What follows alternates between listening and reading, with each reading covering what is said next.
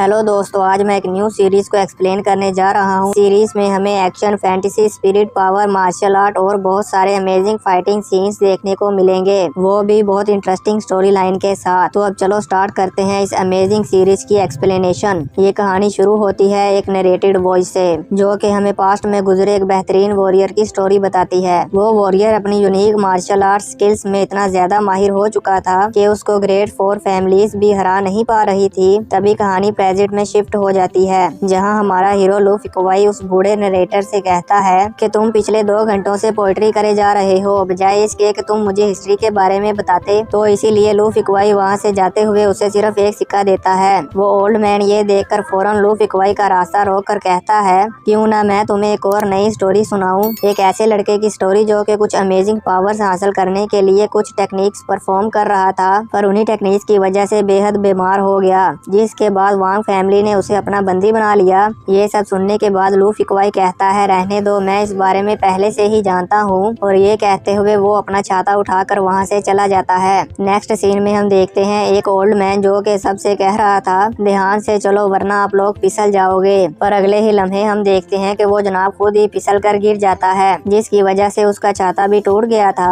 लू फिकवाई ये देखकर फौरन जंप करके उस छाते को अपनी स्वॉर्ड से अटैच कर लेता है। वो ओल्ड मैन लू फिकवाई के इतने स्मूथ मूव्स को देखकर काफी ज्यादा शौक हो जाता है, पर लू फिकवाई उससे कोई बात ना करते हुए बस स्माइल के साथ अपना छाता उसे देकर वहां से फुर हो जाता है। अब हम देखते हैं कि लू फिकवाई अपने मास्टर की बात को याद कर रहा था, जिससे हमें मालूम हो जाता है कि लू फिकवाई ये लैंड सिटी एक मिशन पर आया है और उसका मिशन उसी बीमार लड़के को बचाना होता है, जिसे वांग फैमिली ने अपना बंदी बना लिया था। यहाँ पर हम देखते हैं कि लू फिकवाई के अलावा भी 2 और लोग उस लड़के को वांग फैमिली से हासिल करना चाहते हैं। ये 2 लोग, जिनमें से एक लड़के का नाम फेंग जाओ जुन है और कैरियर में बैठी लड़की का नाम यू गोंग है। ये दोनों पैलेस ऑफ लर्निंग के स्टूडेंट हैं। इनको भी सेम मिशन उनके मास्टर ने दिया है जो लू फिकवाई का है, पर फेंग उस लड़के को बचाना नहीं चाहता था, क्योंकि वो लड़का जी फैमिली का बेटा है। पर यू गोंग उसे डम्पलिंग से मारकर कहती है कि ये मास्टर का हुक्म है, जिस वजह से फेंग उस लड़के को बचाने के लिए मान जाता है। अब हम देखते हैं कि वांग फैमिली के सोल्जर्स उस लड़के को एक बग्गी में लेकर जा रहे थे और उस लड़के का नाम ये जिंग है। तो अब लू फिकवाई को उन सोल्जर्स के आने का मालूम हो जाता है और वो बड़ी तेजी के साथ छतों पर से होते हुए उस कैरियर की तरफ जाने लगता है, और उसके भागने की वजह से बारिश के पानी के छींटे उन वांग फैमिलीज के सोल्जर पर गिरते हैं, जिस वजह से वो सोल्जर्स अलर्ट हो जाते हैं और ऊपर छत की तरफ देखने लगते हैं। इसी मौके का फायदा उठाते हुए लू फिकवाई उस कैरियर के अंदर चला जाता है। उन सोल्जर्स को पता भी नहीं चलता। अब सोल्जर्स आगे बढ़ने लगते हैं, तभी हम कैरियर के अंदर का व्यू देखते हैं, जहाँ पर लू फिकवाई उन दोनों सोल्जर्स को मारकर बेहोश कर देता है, जो कैरियर के अंदर उस लड़के का ध्यान रख रहे थे, और इस लड़के का नाम है जी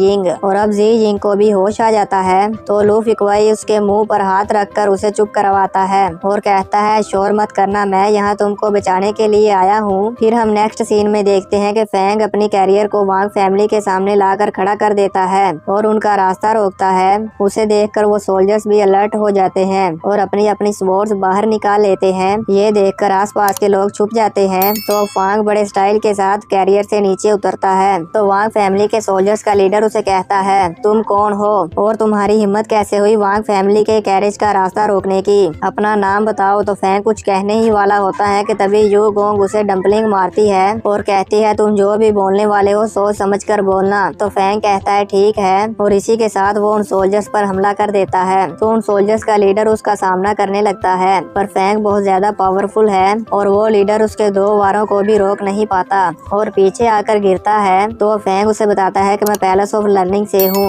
और मेरा नाम फैंग है। उसकी ये बात लू फिकवाई भी सुन लेता है और कहता है, पैलेस ऑफ लर्निंग, आखिर ये यहाँ पर क्यों आया है। और वो सोचते सोचते जी जिंग के ऊपर गलत जगह पर पाँव रख देता है। तो जी जिंग को इससे बहुत दर्द होता है और वो अपने आप को चिल्लाने से बहुत मुश्किल से रोकता है। उसकी ऐसी हालत देखकर लू फिकवाई उसे कहता है, बोलना मत, मैं तुमको यहाँ से बचा कर ले जाऊंगा। तो जी जिंग उसे इशारा करते हुए धीरे से बोलता है, तुमने मेरे ऊपर पाँव रखा है। तो ये देखकर लू फिकवाई जल्दी से अपना पाँव हटा लेता है और कहता है, सॉरी सॉरी, मुझे माफ करना। तो जी जिंग उसे कहता है, जल्दी करो और चलो यहाँ से। और फिर लू फिकवाई जी जिंग को अपने कंधे पर उठा लेता है। तो अब हम कैरेज के बाहर का सीन देखते हैं, जहाँ पर सभी सोल्जर्स फैंग का सामना करने के लिए उसे चारों तरफ से घेर लेते हैं। तो यू गोंग फैंग को कहती है, केयरफुल रहना। तो फैंग फैंग कहता है आप मेरी फिक्र मत करो और जाकर जी जिंग को देखो। और फिर फैंग उन सोल्जर्स के साथ फाइट करने लगता है और उनमें बहुत जबरदस्त फाइट होती है। फैंग उन सब सोल्जर्स पर भारी पड़ रहा था और इनके दरमियान काफी अमेजिंग फाइट हो रही होती है। अब इस मौके का फायदा उठाकर लूफी क्वाई जी जिंग को लेकर वहाँ से भागने लगता है। उसे वहाँ से भागते हुए फैंग भी देख लेता है और यू गोंग को बताता है कि जी जिंग भाग रहा है। तो अब जैसे ही लूफी क्वाई जी जिंग को लेकर छत पर पहुँचता है तभी उसके सामने एक लड़की आ जाती है। और दोस्तों इसी लड़की का नाम यू गोंग है जो फैंग के साथ आई है। तो अब यू गोंग कहती है मुझे लगा ही था कि उस कैरेज में कोई और भी है। तो लूफी क्वाई उसे कहता है तुमने मुझे पकड़ लिया लेकिन मैं अभी भी अपनी स्पीड बढ़ा सकता हूँ। और वो वहाँ से दूसरी तरफ भागने लगता है तो यू गोंग भी उसका पीछा करती है। अब लूफी क्वाई कुछ देर भागने के बाद जब अपने सामने देखता है तो वो लड़की फिर से वहाँ पर उसके सामने होती है। तो अब लूफी क्वाई अपने पास पड़े एक लकड़ी के पीस को किक मारकर उस लड़की की तरफ हिट करता है ताकि वो डिस्ट्रैक्ट हो जाए और लूफी क्वाई यहाँ से भाग सके। पर वो लड़की उस लकड़ी के पीस को वापस लूफी क्वाई की तरफ ही हिट कर देती है। तभी लूफी क्वाई वहाँ से भागने लगता है और वो लड़की भी उसका पीछा करती है और उसके सामने आकर खड़ी हो जाती है और कहती है तुमने अभी अच्छा मूव यूज किया लेकिन फिर भी ये मुझसे बचकर भागने के लिए काफी नहीं है। तो लूफी क्वाई मुस्कुराते हुए कहता है अच्छा ये बात है तो फिर तुम मेरी इस टेक्निक को देखो। और फिर वो बड़ी तेजी के साथ भागते हुए अपने बहुत सारे क्लोन्स बना लेता है और यू गोंग के ऊपर से गुजर जाता है। यू गोंग ये समझ ही नहीं पाती कि इनमें से असली कौन सा है और यू गोंग हैरान होते हुए कहती है ये लड़का जी फैमिली के कुंफू को जानता है। तो भागते भागते ये जिंग लूफी क्वाई से कहता है तुम हमारी फैमिली के कुंफू के बारे में कैसे जानते हो। तो लूफी क्वाई उसे कहता है मेरे मास्टर ने मुझे ये सिखाया है, उनकी फैमिली का नाम जी फैमिली है। और फिर लूफी क्वाई जी जिंग की पावर को एब्जॉर्ब करने लगता है। तो जी जिंग उसे कहता है क्या तुम मेरी पावर को एब्जॉर्ब कर रहे हो। तो लूफी क्वाई उसे कहता है मैं तुम्हें बचाने की कोशिश कर रहा हूँ, क्या तुमने नोटिस नहीं किया कि अब तुम बिल्कुल सही से बात कर पा रहे हो। अब वो दोनों एक पुल पर आ जाते हैं तो लूफी क्वाई उसे अपने कंधे से उतार देता है और कहता है तुम अब अपनी बॉडी को अच्छे से हिला पा रहे होगे। और कहता है अब तुम शहर से बाहर आ गए हो और अब तुम सेफ हो। तो जी जिंग उसे कहता है आज तो तुमने मुझे बचा लिया, मुझे बचाने के लिए तुम्हारा शुक्रिया। तो फिर लूफी क्वाई उसकी तरफ एक लॉकेट जैसी चीज फेंकता है जिसे वो कैच कर लेता है। तो वो उसे देखकर कहता है ये तो मेरे सेवंथ अंकल की है, क्या उन्होंने तुम्हें मुझे बचाने के लिए भेजा है। तो लूफी क्वाई कहता है हाँ। और फिर कहता है तुम्हारे अंकल ने कहा था तुम्हें फैमिली को बचाना है पर तुम्हें उसके लिए अब उस मार्शल आर्ट टेक्निक वाले पेज की जरूरत नहीं है, वो तुम मुझे दे दो।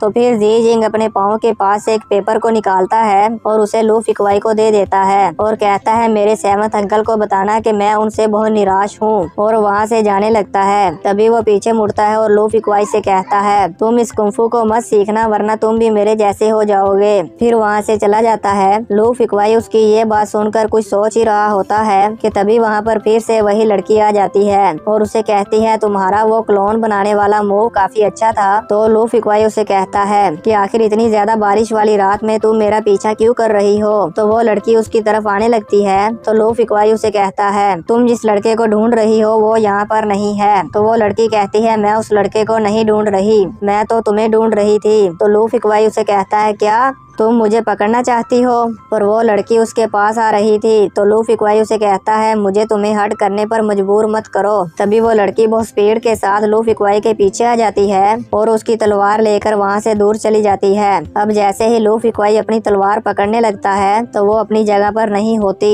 ये देखकर वो काफी परेशान हो जाता है और कहता है ओ नहीं, मेरी तलवार चोरी हो गई, अब मैं मास्टर को क्या जवाब दूंगा। तभी जब वो लड़की उस तलवार पर लिखे हुए नाम को पढ़ती है तो वो लूफी क्वाई की तलवार उसे वापस कर देती है और कहती है हम फिर मिलेंगे और वहाँ से चली जाती है। ये देखकर लूफी क्वाई सोचता है कि उसने मेरी तलवार को देखा और देखते ही वापस कर दिया, जरूर वो मेरे मास्टर को जानती होगी। और दोस्तों यहीं पर ये पार्ट खत्म हो जाता है।